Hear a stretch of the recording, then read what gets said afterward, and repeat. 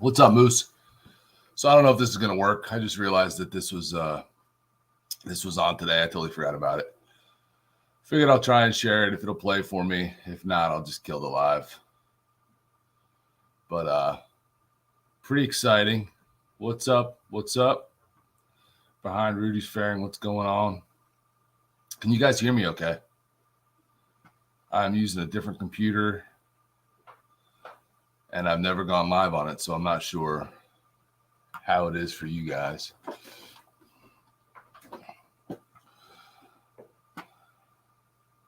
Well, that's just rude, but that's what I would expect from you, Drew. Never sincere, just always mean. All right, this thing start yet. Premiere will begin shortly, it says. Well, do we have, oh, wait.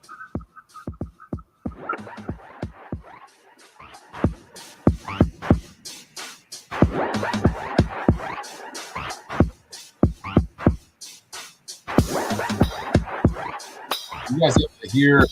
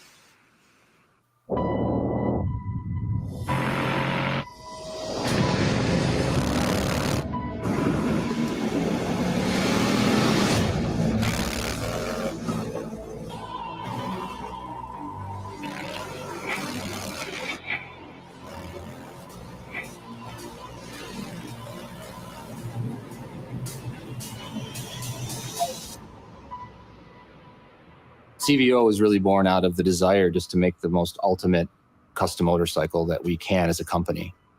Part of its ethos was to sort of challenge the rules. There's precedent to not only push the boundaries, there's also tremendous pressure and precedent to preserve what's great about our history and our past. Grand American Touring is a state of mind. It is the ultimate sort of aspirational act in motorcycling. It's this wanderlust in terms of trying to get over the next horizon. Grand American Touring is created by Harley Davidson. It's something that we invented just by the organic evolution of the motorcycles that we were producing over the years. By 1969, we have a batwing fairing, we have hard saddlebags. The bike started to evolve into bikes that were much more capable of traveling long distances, now known as the Grand American Touring motorcycle. We've done a lot of really good things over these 120 years. At major points in the company's history, it's been about innovation, new models, new technologies that have really broken through. This is one of those moments for us. There's this idea that Harley Davidson shouldn't change, but we wanted to have the confidence to move it forward. How do we take our most premium product and take it to another level? What does the evolution of CVO look like? Instead of saying, why can't we? It's why shouldn't we and what can we do? You know, one of the best things about designing or evolving an icon is that we have this incredible lineage. We've been perfecting it for at least 5 decades longer than any other nearest competitor. We know how to unlock this experience. And I think these new CVO Grand American Touring bikes are the ultimate aspirational pinnacle of that idea. CVO, custom vehicle operations. This is what defines premium. It's about mixing and blending design, styling, performance, technology, all into one Grand American Touring package. When you're talking about an icon, you're talking about customers' expectations. Every decision had to be weighed through, are we retreating to old ways of thinking because it's comfortable? Or are we truly thinking about how to improve the experience for our customers and making the right call here, even if it's a difficult one?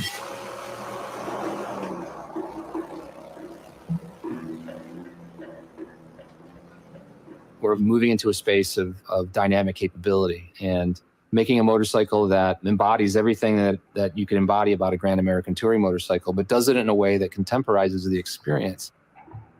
The design process is a messy process, and we like it that way as designers because the expectations were Harley Davidson silhouette. It's very well known. But in terms of what you do within those lines, there are a million decisions to make. When this is going down the road, it unequivocally has to look like a Harley. Paint and graphics, proportion, color, finish, the sound of the motor. You know, the target is really to design something that's going to have this emotional connection. We wanted everything about the visuals to convey this attraction that makes them want to get on and ride. You're trying to add a new skin, if you will, with a little more tension. Fairings are what we focus on initially. It's kind of the face of the bike. It's what creates the initial identity. That's where the design emphasis initiated, was how to redefine each the road glide and the street glide. In terms of signature design elements, obviously the lighting, I think a lot of people will call that out first. It's the first thing you see on the motorcycle. All of that technology has a purpose. We really wanted to illuminate more of the road so that we could all, as riders, ride deeper into the night. That was a very conscientious decision to wrap the lighting around the side of both fairings so that we could actually illuminate the side of the road. So these are two shapes that are probably the most recognizable shapes in motorcycling. What the lighting does for us now is it emphasizes that gesture and that package. Previously, it was just a universal round headlight, which is a very classic. There's a motorcycle coming down the road, but now you're going to have this eagle wing gesture that's coming at you. What we wanted to do was really create a synergy from front to back to create a gesture that kind of tracks through the entire bike, giving you the sense that as you walk up this bike, you can tell what it's meant to do. One of the features I think that is most noticeable is the bottom of the fuel tank. That tied the fairing to the saddlebags and to the top of the rear seat, connecting air between the front of the motorcycle and the rear of the motorcycle. When it comes to CVO, we touch everything, every detail, every finish. That's all to show a level of authenticity and craftsmanship. You're going across the country on a motorcycle ride, you really start to feel the pressure points. We try to consider that with the way we design and stylize our seats. The bucket area is comfortable for the rider. It's got enough seat back to support the rider in their ride. It's a lot of decisions on what is the right shape to make it feel very comfortable to also look really premium and fast. Seeing if this piping lines up to the bike shape. Adding different textures. We want to get that color pop that matches the paint scheme. Even the stitch, doing a French seam where your leg kind of lays on the seat is more comfortable than adding piping or decking. We make little decisions like that just to get these seats comfortable and looking top notch. There's an evolution of the motorcycle, but also like an evolution within the way we handle the paint graphics too on these bikes. So we got two versions of the CVOs this year, the dark platinum and then the whiskey neat. So we knew it had to be orange and black from the get-go. That was probably one of the first color decisions and graphic decisions we made. We actually have a two-layer paint. The mid-coat is a metallic orange, and then we add a tinted clear coat sun glow on top of that, and that just gives you even more depth to that color. The layout is designed in a way that celebrates the shape of the new bodywork. There's techniques within some of the custom airbrushing, the silver fade lines, the dark orange, the black to scallop effect that runs throughout the bike from tip to tail on both street glide and road glide. And you might notice the tank badge and notice the chrome on that bike, or the scorched chrome, which is our black chrome on the dark platinum bike. The 121 VVT powertrain is the highest performing engine we've ever delivered to a Harley Davidson touring motorcycle. We've got a great architecture starting point with the Milwaukee 8. It is fundamentally solid. But like any racer, you're always wanting more and more and more. We have added enhancements in just the right areas to continue to extract performance through variable valve timing, enhanced cooling, and other technical enhancements. Performance is sexy and fuel economy is responsible. This delivers both. VVT, or variable valve timing. It's changing the valve timing based on RPM and based on the condition of the engine to really optimize air-fuel delivery for power output. That's that torque that you feel at the rear wheel. We've redesigned the entire upper end of this engine, from cylinders to heads to our valve train to cams. It's all new, really trying to go after that refined power delivery and performance that our customers expect. We are constantly challenging ourselves to get more out of this powertrain architecture. You know, when you roll that throttle, the sound, the grunt, it just makes your blood and your adrenaline pump, and it's just exciting. And this 121 engine, it does it. The CVO, Road Glide, and Street Glide have all stepped up a lot of things. One of those areas being braking. We've gone now to radial mount calipers, Brembos on larger discs. If you look, it's basically a similar setup to what you're going to see on a race bike. The rear brake has also been upgraded in performance with a 4-piston Brembo caliper on a large 300-millimeter rotor to provide confident braking. The front end goes to inverted forks, a much more performance-oriented setup. It's stiffer, it responds better. You can feel the dynamic performance. The suspension upgrades and tuning was spot on. The rider position and the comfort, you felt more engaged, you felt more confident. Increasing in the rear suspension travel, upping that 50% was the one best thing you can do to improve the comfort of the bike. How the bike is absorbing and isolating the rider. We wanted everything to just kind of disappear and just feel right. One of the first things that you want to look at to make a bike better, handle better, ride better, do everything better, is make it lighter. Every part we touched, we meticulously went after weight savings. What this leads to is about a 30 to 35 pound reduction in weight from our existing models. So on the new Street Glide and Road Glide CVOs, we have entirely new fairings, windshield designs, and they look phenomenal. But it's not just the look, it's also how they perform. What you wind up with is a bike that has less drag, so it can travel through the air more efficiently, faster, or with less strain on your engine or better fuel economy. You have a rider that's sitting in a more comfortable position with airflow around them instead of through them. Head buffeting is reduced substantially by over 60%. That translates directly into comfort for longer hauls. And also you get a quieter experience when you're riding. And when you put everything together right, there's nothing better. And that's what we want to do as a team, as a group of engineers that are developing these bikes for our customers. We want to give them that. We want to give them that feeling that, like, man, here you go. Take this, enjoy it, and ride like crazy. Prior to these new bikes, it's always been an analog instrument cluster, just the infotainment with nav and some of your music. That's all together now. We now have the largest display of any touring motorcycle on the market. That 12.3-inch screen just lights up the cockpit. It really engages the rider with the vehicle, gets them to see everything in plain daylight. The contrast, the screens, the optionality that you can bring forward while you're sitting there riding is just phenomenal. This is the absolute pinnacle of where we are today with technology. It rivals the best electronics you would see in the automotive world. Skyline OS is a really exciting delivery for our vehicles.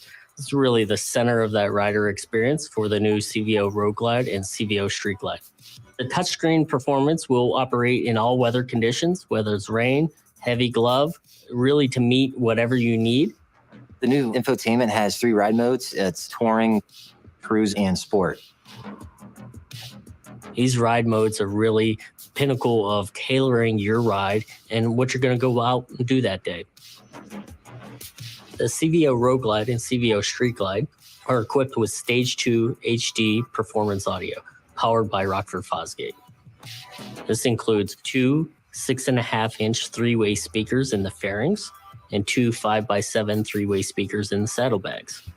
It's so loud, you'll need to turn it down. When you put all those pieces together, you get a bike that feels natural. It feels intuitive. It does those things that you want it to. That's the part that people, when they ride a bike, they know it when they ride it. They get off a bike and say, wow, I don't know what it is. I don't know how to explain it, but it just feels right.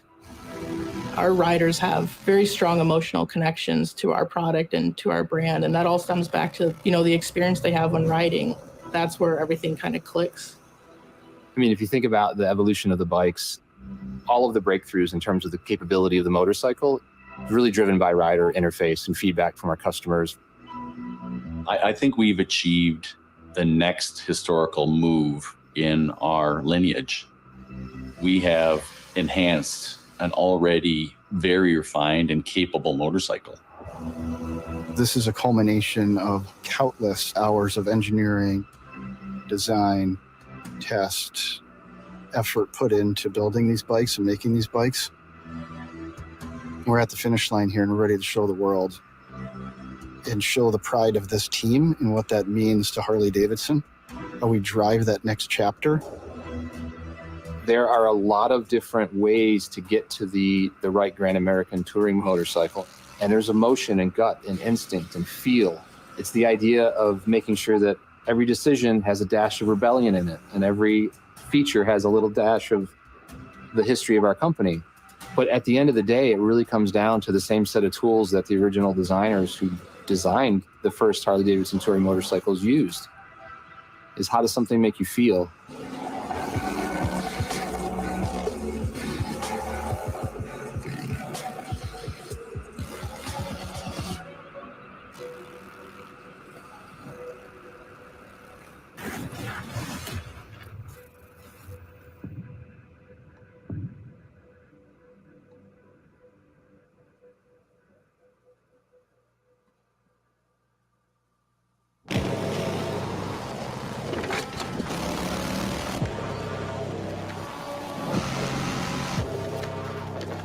So, what do you think?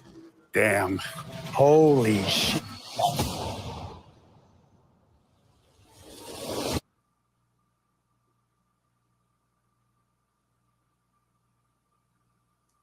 What,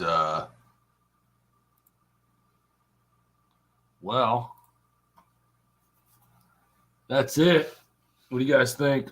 I think the orange is pretty cool too. Wow. That was a shocker at the end. John did a good job of keeping that a secret, huh? All right, I don't want to stare at myself here. Oh, man. Meh. Wow. Robert. Yeah, that's crazy. That's wild. Well, I got a couple of minutes. And then I got to get on a work call. So what do you guys think?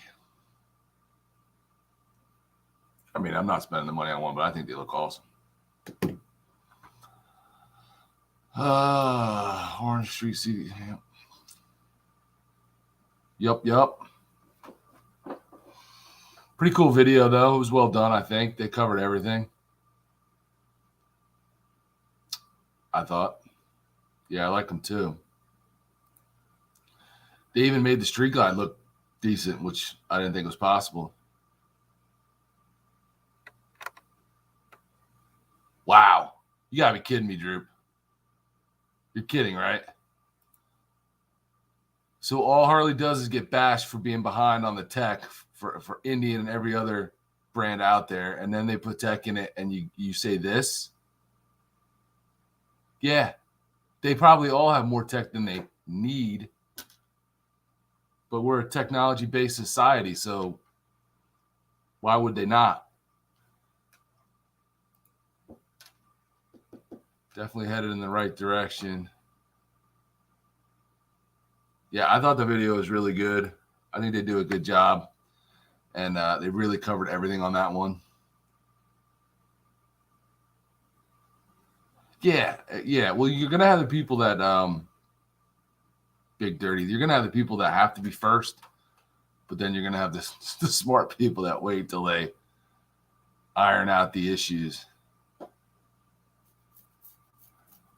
Glad they're moving forward, killing the big gripe that they don't have. True.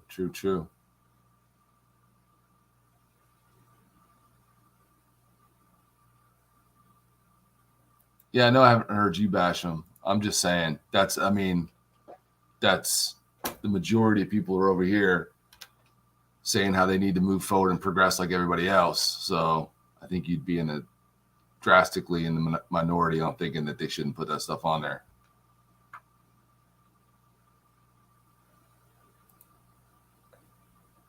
Yeah. Yeah, they have to have tech to compete. What's up, Eric? How are you, man? You missed it. So I really just hopped on here to show the Harley Davidson reveal video that just played on the Harley website. But don't watch it on the Harley website. Watch the replay of our live. Because why not? What else? No, I think they said it didn't have mono, right? Mono rear shock. I don't think it did.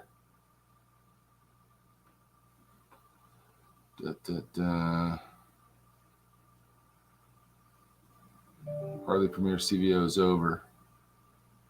Yeah, we just watched it. But I imagine it's going to be a big deal out there and out there for the 120 celebration. No problem, Rudy. I forgot about it. I forgot it was today. I was actually on the treadmill working out, watching YouTube, and I saw that the Determined Veteran, shout out to him. He had a live and he was doing like kind of pre-live building up for that. So he was talking about it. He went through all the specs and everything that's on Harley's website. You guys, that stuff's all on there now, so you can look at all that crap. It has all the pricing and all that for everybody that's been wondering what it's going to cost. But I agree with Determined Veteran. I think, out the door, you're going to end up at like $55K once you add all the fees and the markups and all that stuff. I think it was like 43 was the base MSRP.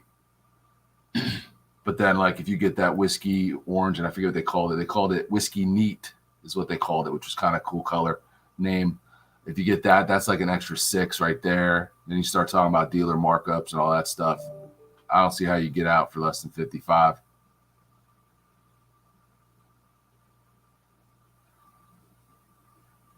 George told you guys there was no mono shock.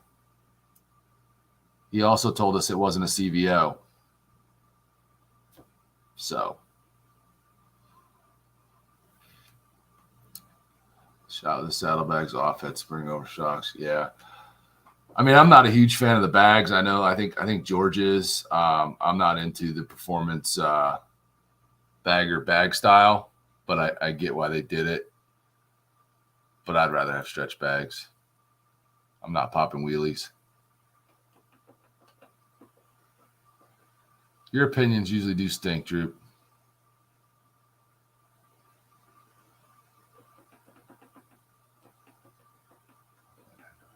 Yeah, I'd rather have everything built in than have to use Apple CarPlay, but that's just me. 43 isn't terrible considering the base Ultra. Yeah, no, it's not. But again, you're not paying that. You're going to pay a lot more than that. You can get and listen to all the music you want with a Cardo Edge and good JBL earphones if you wear 3/4. Yeah, but not everybody wants to do that. I mean, I get it. You're right. And that's like probably your ideal best setup if you're doing highway travel and long distance. But not every time I ride am I going far and want to like connect to that. Like, I don't know. I like a nice set of speakers too. But I mean, everybody's different on that. Some people don't ever use their speakers, so they would never upgrade. But typical CVO pricing. Yeah, basically.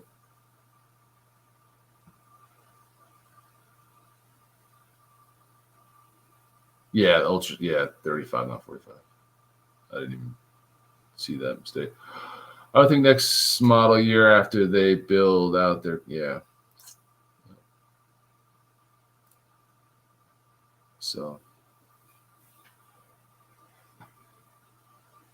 yep.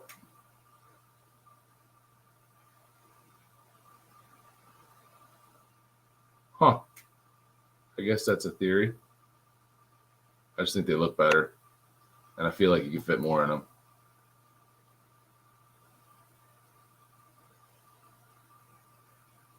No, you don't have to. You just don't have to hang around me, I guess. I don't know. I mean, some people like loud music, some people don't. Yeah, you were. But again, I still don't think you're getting out the door for less than that. No problem, Moose. I had a couple more minutes, then I got to get off and get back to work. If you guys are going to be in Laconia, man, look for us. We don't have anything set up, any specific setup for like any meet and greets or anything like that, but we'll be around, and I'm sure we'll be posting where we're going to be for the day and what we're doing, like on Insta and stuff like that, for people if they want to try to find us or catch up with us or whatever. So if you're going, keep an eye out. Keep an eye out for updates and details like that. George is heading out tomorrow. The wife and I are heading out on Friday, and then we'll all be connecting up there Friday night.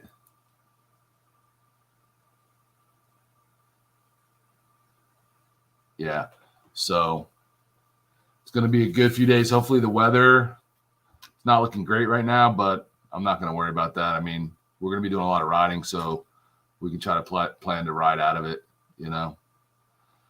I'm sure Dave, who is going to be our tour guide for the 5 days we're up there, will consider that, and hopefully it just doesn't blanket the entire Northeast or the New England area up there. Yeah. Wanted to do a live before we left to talk about it. I hear you, Raider World. I wanted to do a live, but I don't know. George is leaving tomorrow, and tonight is no good for me, so I don't know. Maybe I'll pop on Thursday and talk some more about Laconia. I don't know what time George is getting up to. I think he's going to Albany, but maybe he can get off from the hotel or something. So that was it, man. Overall, I think like from the first time we saw him, I was kind of excited for some of the changes. I think a lot of them are much needed changes. They needed to start advancing, making some changes every year. When the new year model come out, everybody complains that it's the exact same bike, just different colors. So at least they gave you some stuff, some pretty significant differences this year. We'll see how it goes. People are going to buy them. They're still CVOs, so I mean, most of us average schmucks aren't going to buy them. But hopefully this stuff trickles down into the specials and the regulars. All right, back to work for me. Or have a safe trip, everybody. Yeah, back to work for me too, guys. Hey, this was really last minute, so I didn't even get a thumb up yet. I'll fix that. But thanks, guys, for tuning in and watching that with us. And if you're going out to the 120th party and you're at something where they reveal these and show these, man, get some pictures, get some video, and share it with us all. And yeah, we'd all love to see that. All right, guys, have a good day, and thanks for watching, and we'll see you on whatever we put out next. Hey, if you haven't watched our video from yesterday yet, go check it out. Our Baggers and Brews group ride video is out. It was a great time, and George did a good job on the edit, so go check it out. Very true. Most people won't if they do mods. It really is people, the I won't say older, but the guys with money that kind of, it seems like, part-time riders and just want everything done and don't want to mess with anything. That's usually who has CVOs, but I mean, that's obviously, I'm generalizing, but that's what it seems like for the most part with me. They're older guys wearing shorts and New Balance while they ride them. So, all right, I got to go. I got a meeting. Thank you guys for watching, and we'll see you soon on whatever we put out next. All right. And maybe there'll be a live Thursday. Keep an eye out. I'll let you guys know. All right. Later.